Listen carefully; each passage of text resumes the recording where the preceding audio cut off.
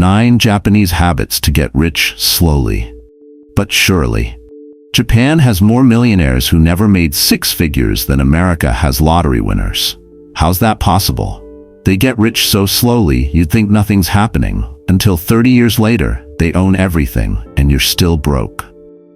Here's the uncomfortable truth. You're not poor because you don't make enough. You're poor because you're playing the speed game in a patience competition. Americans chase crypto, day trading, and side hustles that burn out by month 3.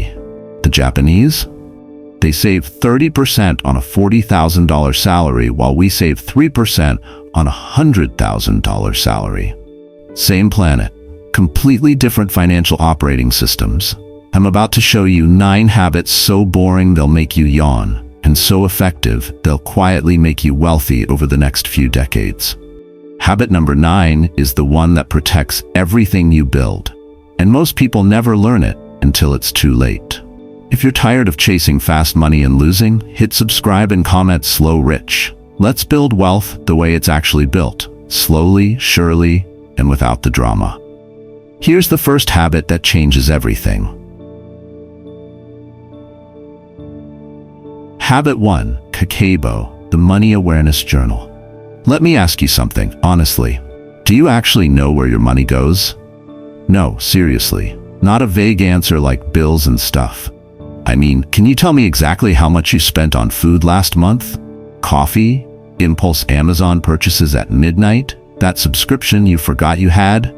Yeah, didn't think so. And that's the problem. You're not broke because you don't make enough money. You're broke because your money is disappearing and you have absolutely no idea where it's going. Most Americans try to fix this with apps. Mint, YNAB, whatever's trending. You link your bank account, everything auto-categorizes, and you feel super organized for like 3 days. Then you stop checking it. The app keeps tracking, but you're back to swiping your card unconsciously, wondering why your account is always empty. Here's the uncomfortable truth. Automation doesn't create awareness. It creates the illusion of control while your money still vanishes. The Japanese figured this out over a century ago.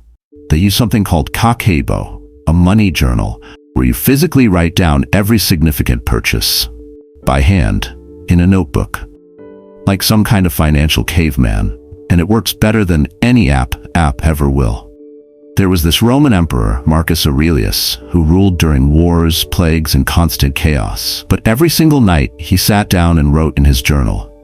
Not because he was bored, because writing forced him to process what happened, learn from it, and gain control over his mind. He said, "You have power over your mind, not outside events." That applies to money. You can't control inflation, taxes, or the economy, but you absolutely can control what you're aware of. And awareness, real awareness, only comes when you slow down and write it out. Here's how Kakeibo works. Before you spend more than $20 on anything, you answer 4 questions in a notebook. 1. How much money do I have right now? 2. How much do I want to save this month? 3. How much am I about to spend? 4. How can I improve this decision? That's it. No complicated spreadsheets, no budget categories with 50 subcategories. Just 4 questions that force you to think before you spend. When you write by hand, your brain processes it differently. Typing is mechanical. Writing is physical. When you physically write $6.50 on coffee for the 3rd time this week, something clicks. You see the pattern. You feel the waste. It becomes real in a way apps never make it. I watched a friend try this. Week 1, she was shocked. She'd spent $89 on DoorDash without realizing it. Week 2, she got mad at herself. Week 3, she started asking that 4th question, how can I improve? By month 2, she'd saved an extra $340 without feeling like she was on a diet. She just became aware of the leaks. There's a story about a Japanese father who gave his 10-year-old daughter a notebook.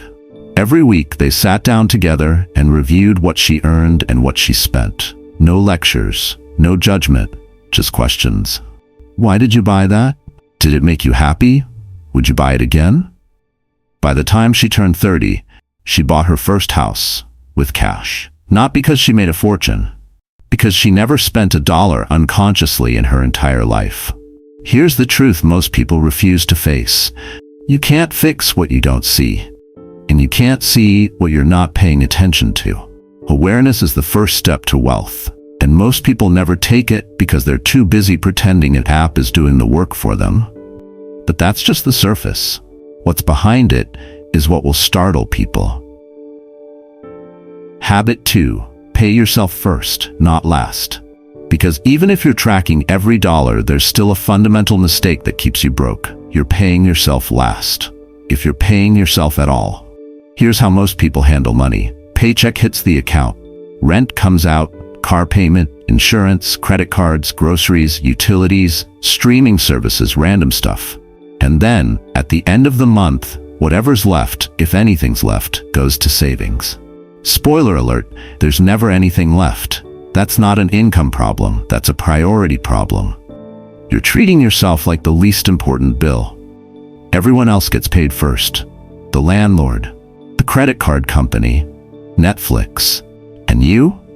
You get the scraps. If there are scraps, the Japanese do this completely backwards. And by backwards, I mean correctly. There's an ancient story from Babylon about a guy named Arkad, the richest man in the city. Everyone's asking, how'd you get rich? Inheritance? Luck? And he drops this bomb. A part of all you earn is yours to keep, not what's left over. A part, a specific part that you claim first before anyone else touches it.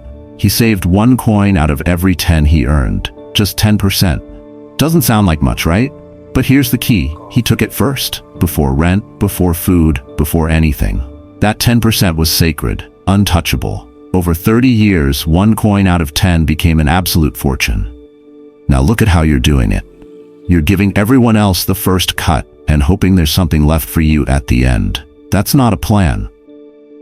That's a prayer. And it's not working. Here's what the Japanese do. The second their paycheck hits, 20 to 30% goes straight to savings. Automated. Immediate. They don't even see that money. And then, and only then, they figure out how to live on what remains. You know what happens? They figure it out. Because humans are incredibly adaptable when we have to be. If you have $100, you'll spend $100. If you have $80, you'll spend $80. The amount adjusts. But if you wait until the end of the month to save, there will never be anything to save. The average Japanese household saves about 25% of its income. The average American household, 3%. Same human beings, completely different systems.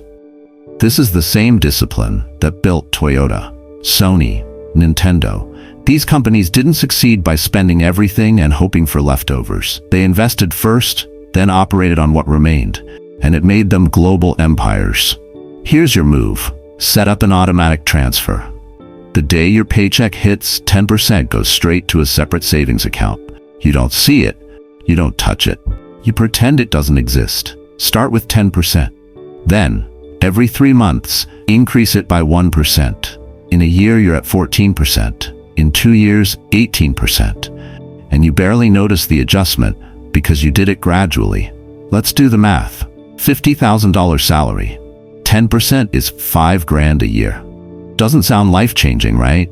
But in 10 years, with modest investment returns, that's $80,000. In 20 years, $250,000. In 30 years, over $600,000. From just 10% that you took first, not last.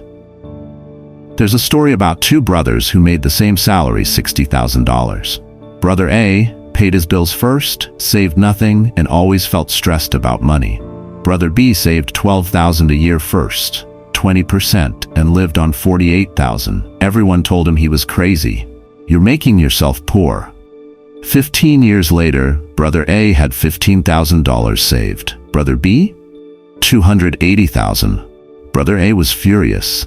How did you do it? We make the same money. Brother B just smiled. I paid myself first. You paid everyone else first. That's the only difference. Wealth isn't built by earning more. It's built by deciding that you matter more than your bills. Pay yourself first or pay yourself never. There's no middle ground. Wait, there's something you need to pay attention to if you don't want to lose everything. Habit 3. Mottainai. The sacred war on waste. Because here's what happens when you finally start paying yourself first. You realize how much money you're still bleeding out through 1,000 tiny cuts you never noticed. Americans are obsessed with making more money. I need a raise, I need a side hustle, I need passive income. But nobody, and I mean nobody, wants to talk about the $1,800 they're throwing in the trash every year. Literally. In food waste alone, that doesn't count the phone you upgrade every year, even though the old one works fine. The car you trade in every 3 years, eating $5,000 in depreciation annually. The clothes you buy, wear once and forget about. The gym membership you haven't used since February.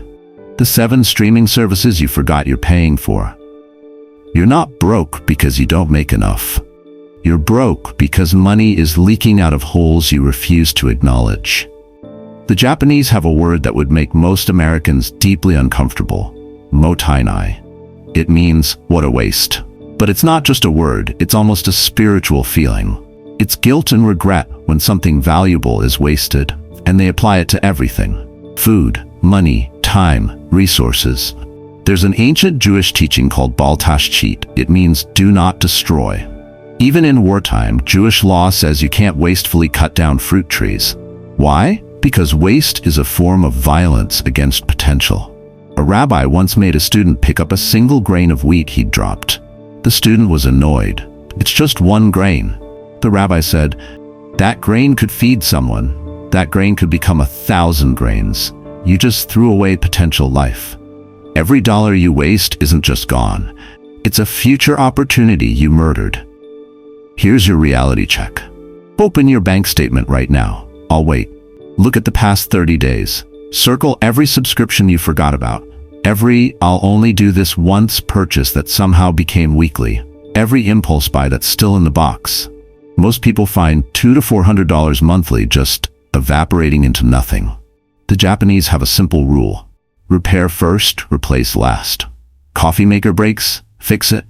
Do shoes wear down? Resolve them. Phone screen cracks? Replace the screen, not the phone. Americans laugh at this. Just buy new. It's easier.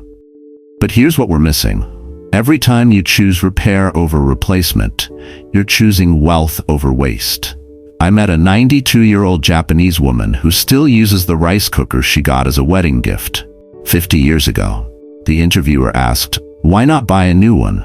You can afford it. She smiled like the question itself was absurd. This cooker has fed my children and my grandchildren. It still works perfectly. Why would I betray something so faithful to me? Her net worth? $1.2 million. On a modest teacher's pension. How? She never wasted a dollar replacing things that still worked. Here's your assignment this week. Track your waste money separately. Not your spending, your waste. Money spent on things you didn't use, didn't need, or forgot you bought. Subscriptions running on autopilot, food you threw away, purchases that are still in bags. Write it down for 30 days. I promise you'll be horrified, and that horror will save you more money than any raise ever could.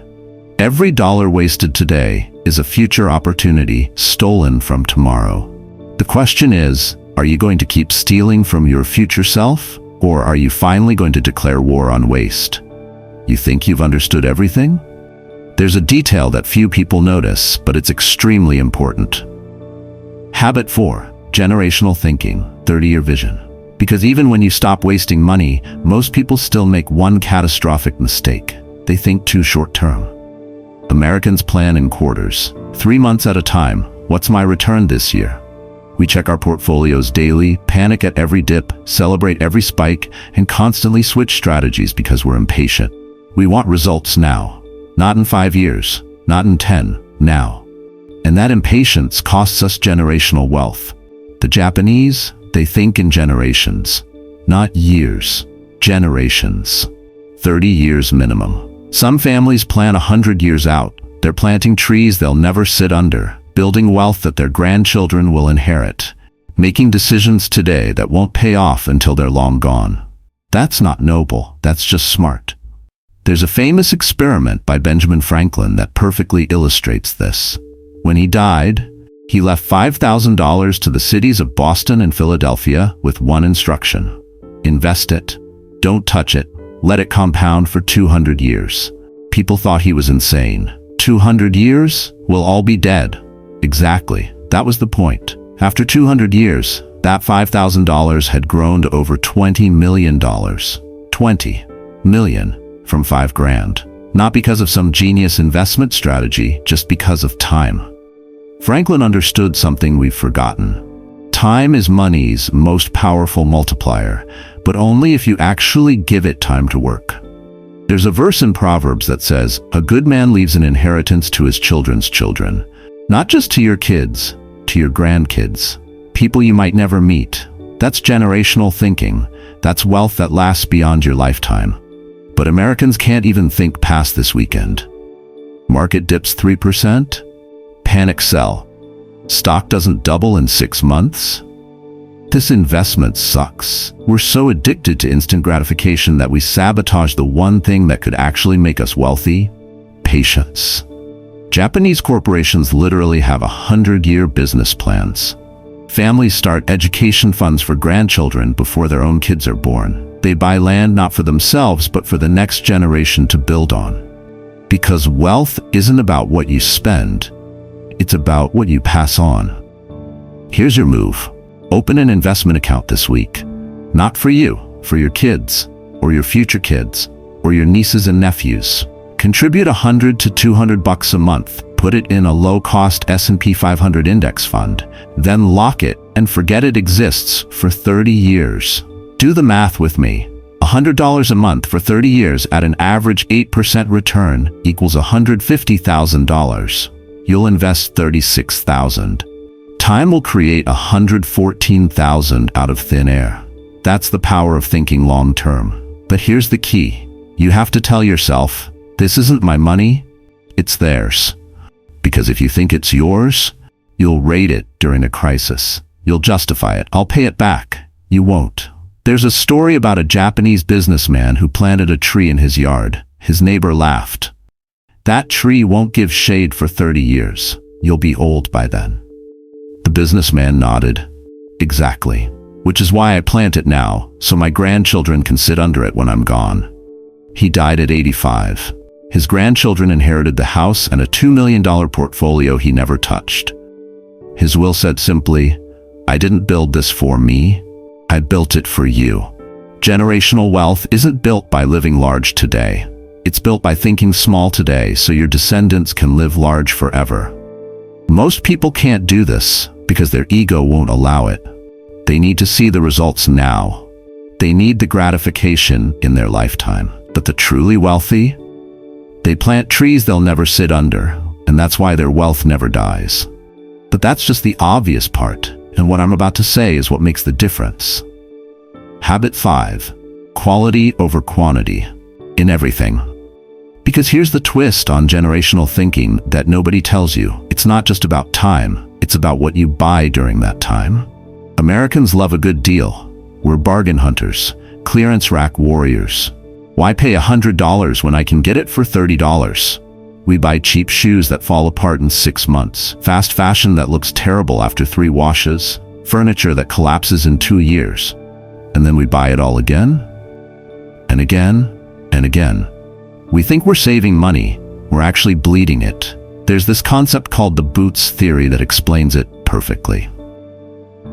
A rich man buys a $100 pair of boots that lasts 10 years. A poor man can only afford $20 boots that last 1 year. So over 10 years, the poor man buys 10 pairs, spending $200 total. He paid double for worse quality because he couldn't afford quality up front. Being poor is expensive. Not because poor people are bad with money, but because cheap things cost more in the long run. There's a Jewish proverb that nails this: buy quality or buy twice. Your grandparents understood this. They bought a good couch and kept it for 30 years. One quality coat that lasted a decade. One cast iron pan that got passed down through generations. We've lost that.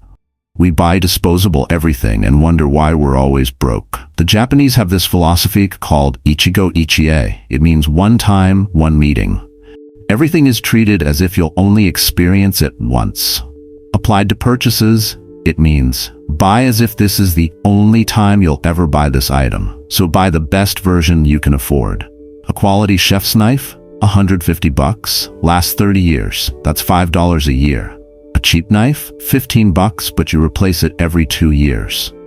Over 30 years, you've spent $225 on garbage knives that never worked well anyway. Same with coats, mattresses, tools, and appliances. Pay more once, or pay less forever.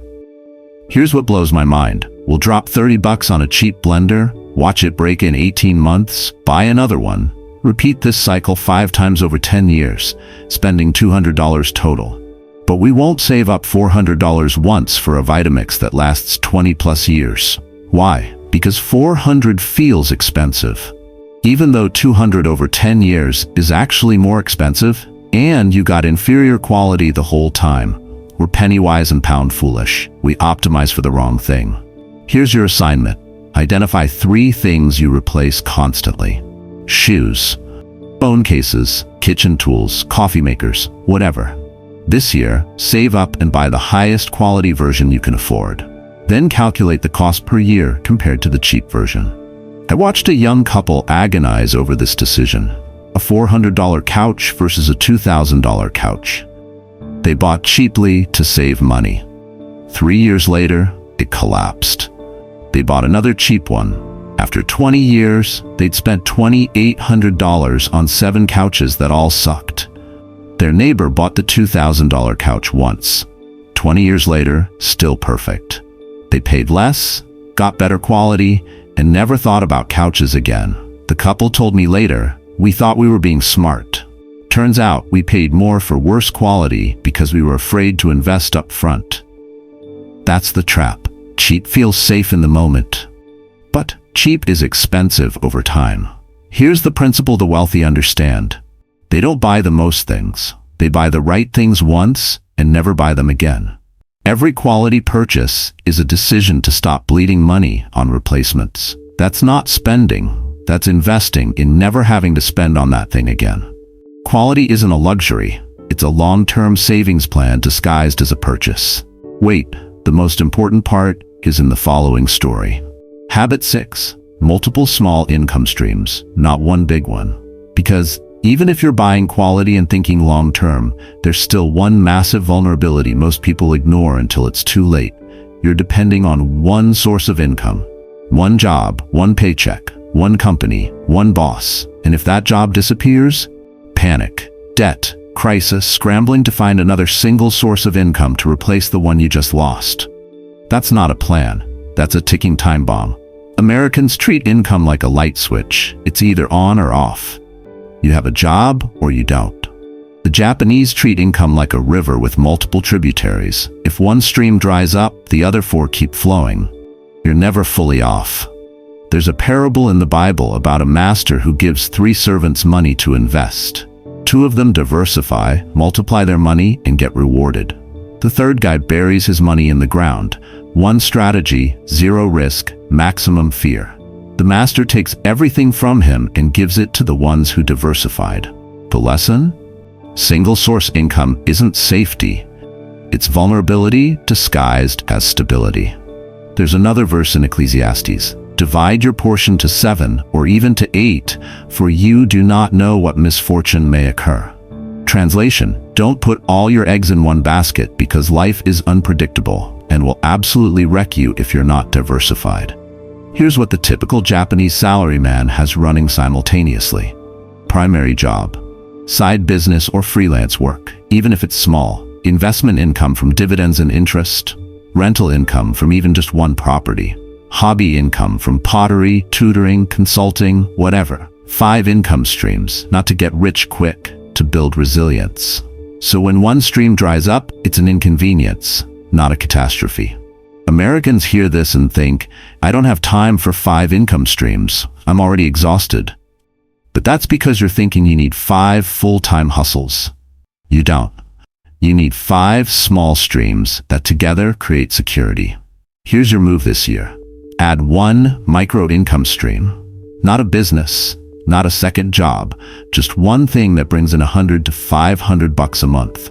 Freelance a skill for 2 hours a week, tutor kids in your expertise, rent out your spare room occasionally on Airbnb, create a digital template or course, and sell it. Start a small dividend portfolio that pays 20 to 50 bucks monthly. It's not about the amount, it's about diversification. It's about breaking your psychological dependence on a single paycheck. I know two guys who worked at the same company. Both got laid off in the same downsizing. Worker A had one income source, his job. Immediately panicked, went into debt, took months to recover, lost his house. Worker B had 4 income streams: his job, a tutoring side gig, a rental room in his house, and dividend stocks. When he got laid off, he said, "Okay, I'll increase my tutoring hours, find another tenant, and I'm fine while I look for the next job." Worker A asked him, "How are you so calm? Aren't you freaking out?"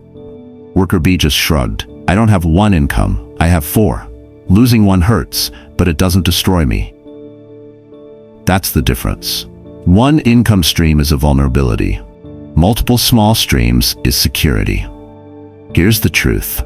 Wealthy people know. They don't bet everything on one hand. They don't play one game. They're playing 5 games simultaneously, and if one goes badly, the other 4 keep them in the game. You don't need to make a fortune from each stream. You need enough streams that losing one doesn't sink you. That's not greed. That's basic financial survival in an unstable economy. Start with one, just one extra stream this year. That's all. 100 bucks a month from something other than your job. Get that running.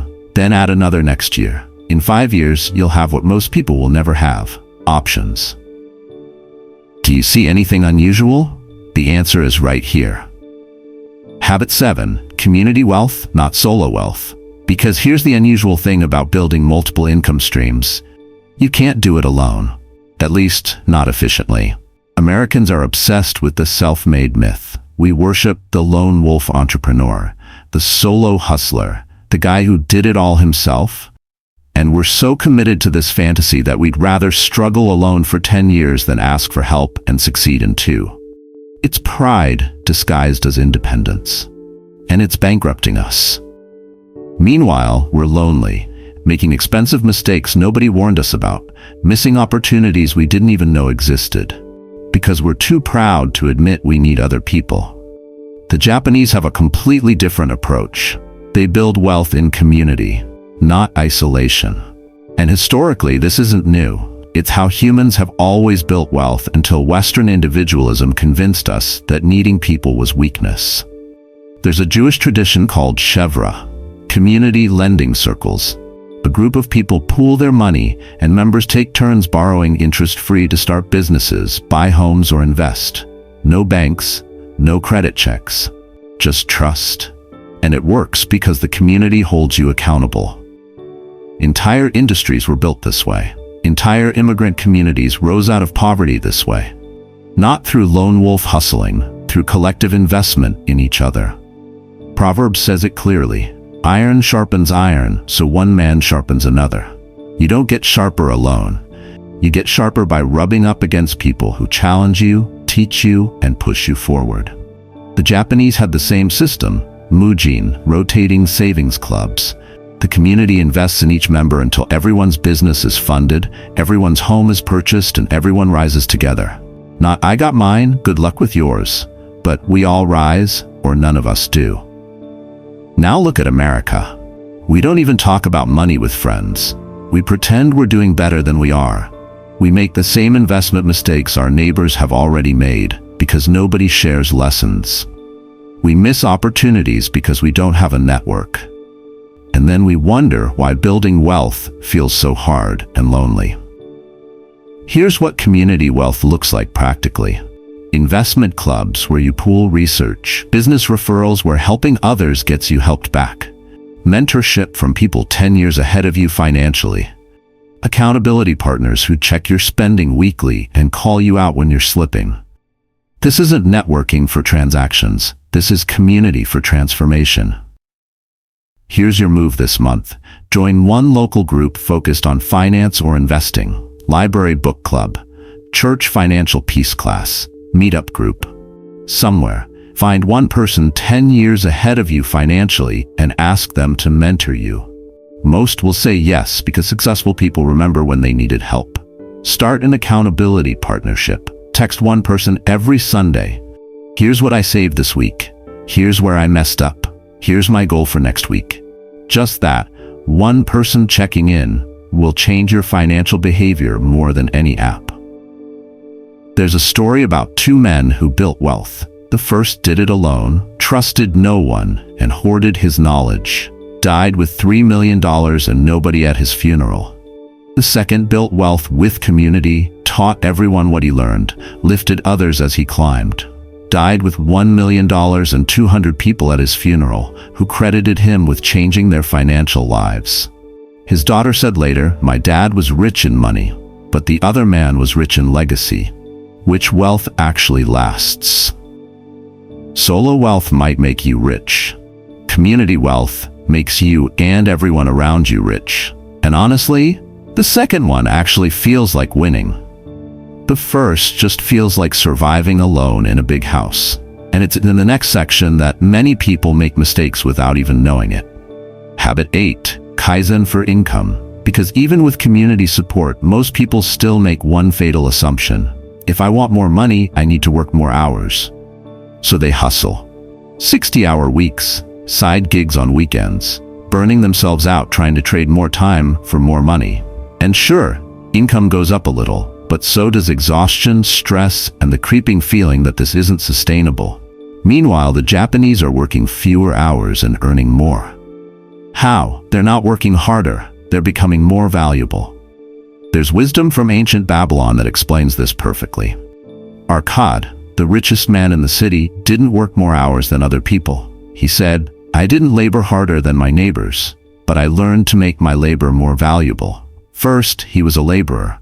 Then he learned to be a scribe. Suddenly, his hour was worth 5 times more.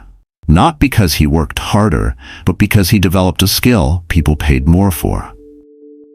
Benjamin Franklin said it even more bluntly, an investment in knowledge pays the best interest. Every skill you acquire is a leverage on your time. You're still working the same hours, you're just getting paid more per hour. Here's the math that changes everything. Kaizen applied to your income. Improve your skill set by 1% every day.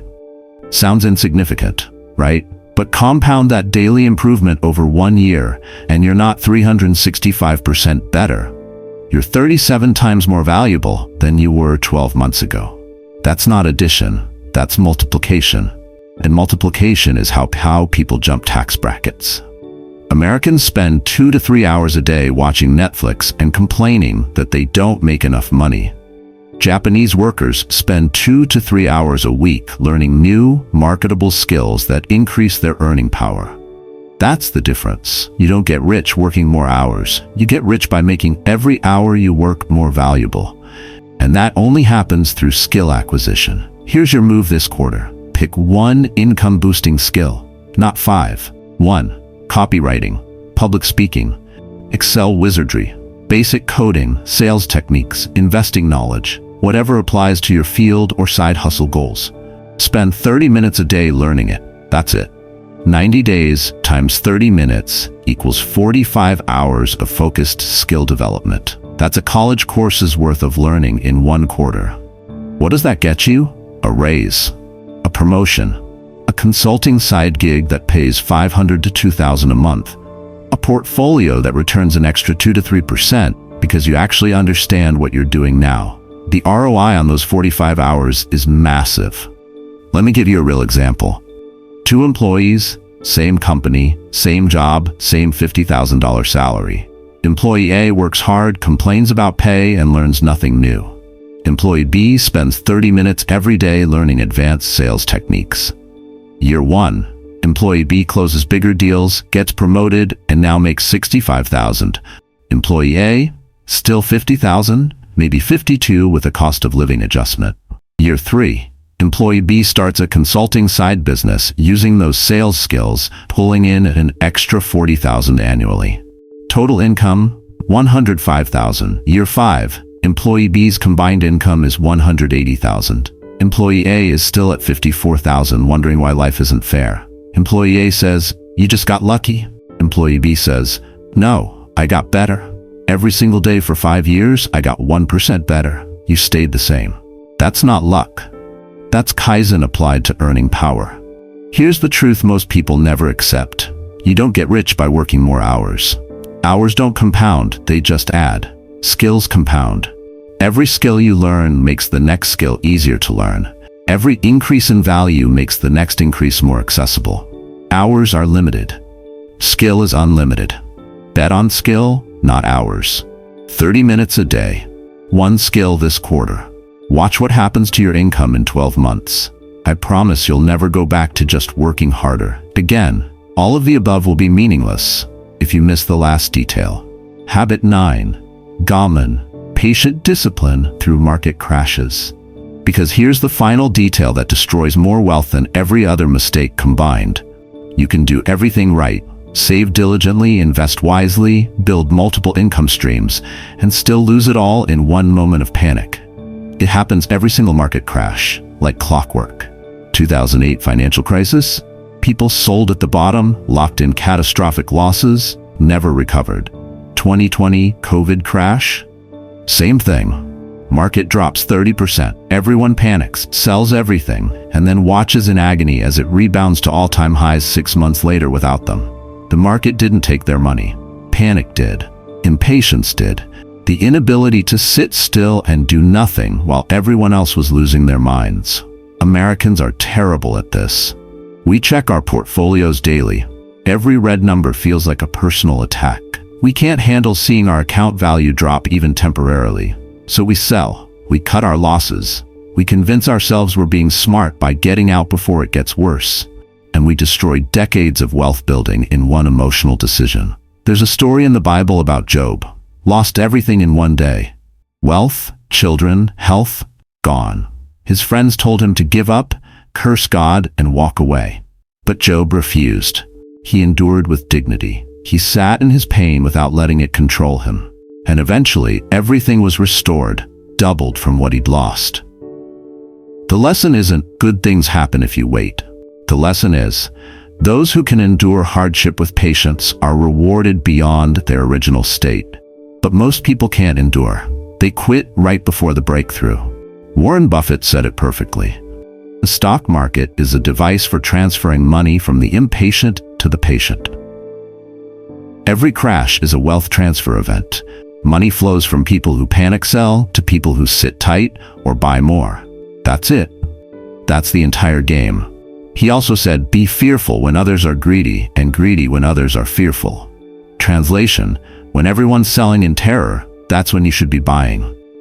But that requires something most people don't have, Gaman. Dignified endurance through volatility. The Japanese perfected this. The average Japanese investor holds stocks for 10 to 20 years. Average American investor? 10 months. We're not investing, we're gambling with a slightly longer attention span.